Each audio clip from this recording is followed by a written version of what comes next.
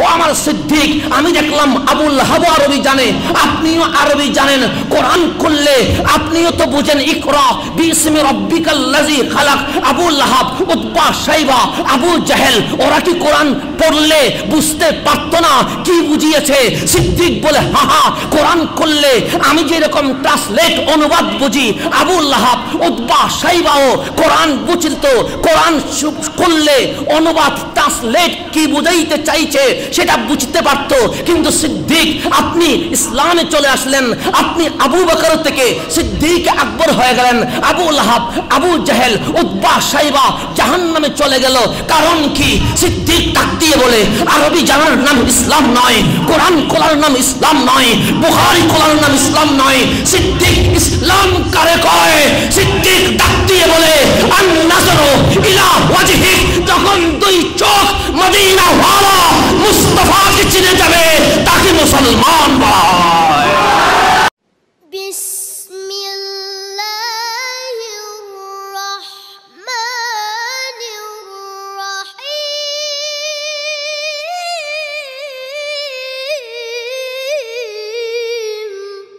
বাংলাদেশ নয় বিশ্বে মুসলমান বেশি না অমুসলিম বেশি?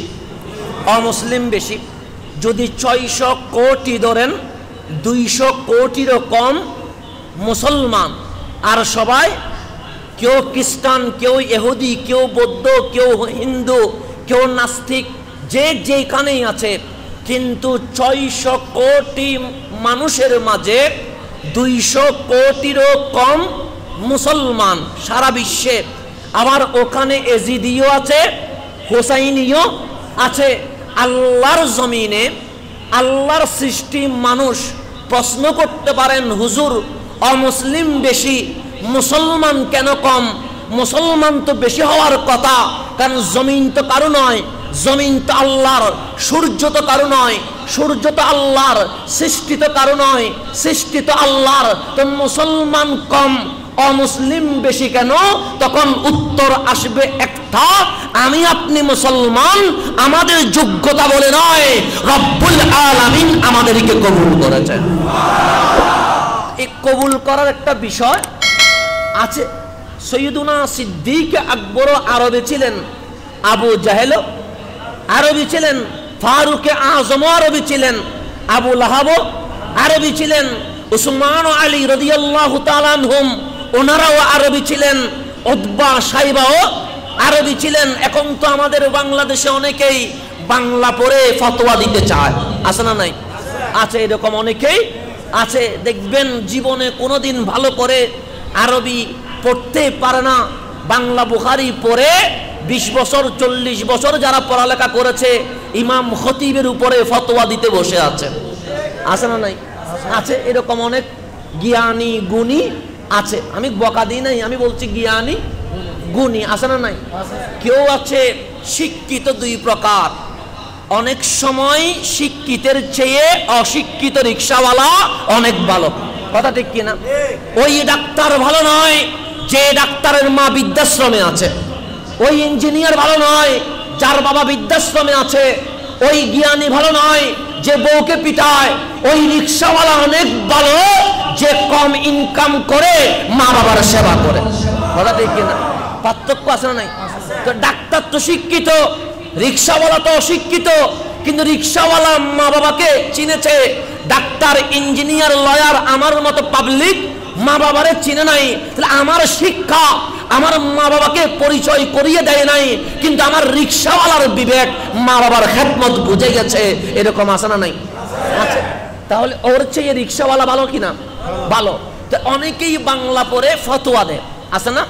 তো আমরা নিষেধ করি না, আমরা বলি জানার নাম ইসলাম, অজানার নাম ইসলাম নয়। আপনি যদি বাংলা পড়তে পারেন, বাংলা ইসলাম প্র্যাকটিস করেন, তবে ফতোয়া দিয়েন না। তবে কি দিয়েন না? কেন? কারণ ফতোয়া দিতে গেলে নিজেরও ঈমান যাবে, আর যার উপর প্রয়োগ করেছেন তারও ঈমান যাওয়ার সম্ভাবনা। যেমন আপনি যদি বলেন বুখারী ছাড়া মানি না, এরকম পাবলিক আছে না নাই? আছে, বুখারী ছাড়া মানি না। আমি বুখারী থেকে একটা হাদিস বলি।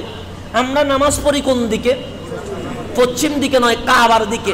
কাবা যদি পূর্ব দিকে হয়, আমরা নামাজ অনেক জায়গায় দেখবেন কোনাকুনি নামাজ পড়ে, আছে না নাই? তো উনি কি কোনাকুনি পড়ছেন? না, কাবা যেই দিকে নামাজ। তো এখন আমার ইসলাম বলে কোন দিকে নামাজ পড়ো? কাবার দিকে। আবার বুখারীতে হাদিস পড়ে দেখলাম আমার নবী নামাজ পড়েছে মসজিদে আকসার দিকে। কোন দিকে? মসজিদে। তাহলে কাবা যদি এই দিকে হয়, মসজিদে আকসা ওই দিকে। এখন আপনি যদি বলেন বুখারীতে আছে, বুখারীর হাদিস সহিহ না দাঈফ? সহিহ বেলা শক, এখানে কোনো সন্দেহ। এখন আমি বুখারীর হাদিস পড়লাম, দয়াল নবী নামাজ পড়েছে মসজিদে আকসার দিকে। আমি বললাম বুখারী ছাড়া কোনো কিছু মানি না। আমি বুখারী বন্ধ করে নামাজ শুরু করলাম পূর্ব দিকে। ইমান আছে না গেছে? গেছে। কেন? কাবা ছেড়ে দিয়ে আপনি অন্যদিকে মোড় নিয়েছেন। সেই জন্য বলি পড়িও, ফতোয়া দিও না, কারণ তোমার ফতোয়ার কারণে নিজেও ধ্বংস হয়ে যাবা, মুসলিম উম্মাও কি হয়ে যাবে? ধ্বংস।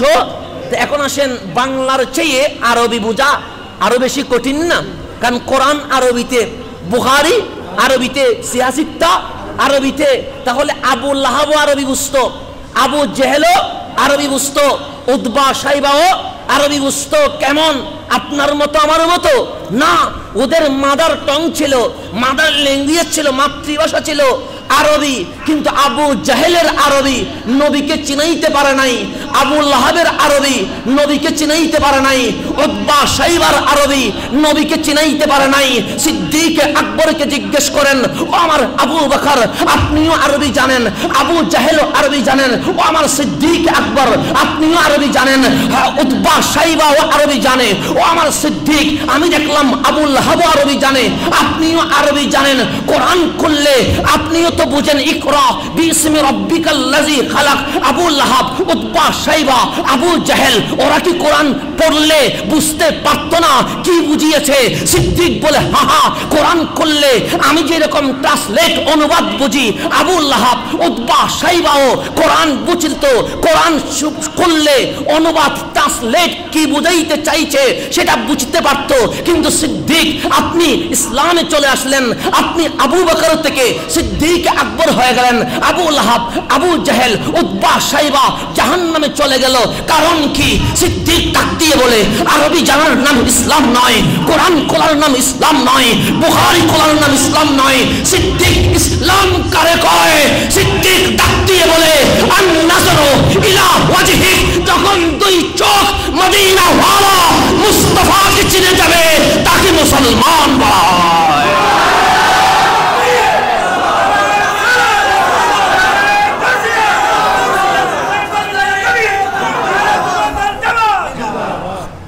তাহলে আরবি বুঝার নাম ইসলাম। সিদ্দিক বলে, আন নাজরু ইলা ওয়াজহিক। যদি 24 ঘন্টার প্রত্যেকটা মিনিট, প্রত্যেকটা সেকেন্ড, প্রত্যেকটা ঘন্টা তোমার চোখ যদি বলে নবীরে দেখতে চায়, তোমার মন যদি বলে নবীরে চিনতে চায়, তার নাম মুসলমান। নবীরে যে চিনে নাই, 1000 কোটি বার বুখারী শেষ করলেও তাকে মুসলমান বলা যেতে পারে না।